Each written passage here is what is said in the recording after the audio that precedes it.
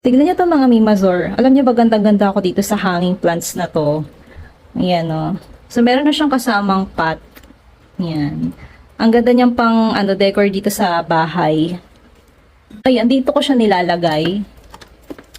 Diyan. And etong glowing gnomes, pinapatong ko naman dito sa tuktok niya.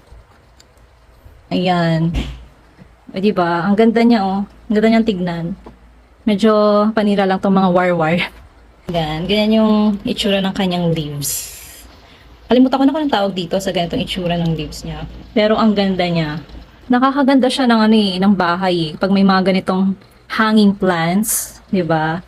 And ito naman yung isang hanging plants ko. Artificial to mga Mima. Ayan, meron din siyang kasamang pot. Nilagay ko lang siya dito para magandang tignan. And yung glowing gnomes, ayan, ibang design to. May balahibo. Talaga na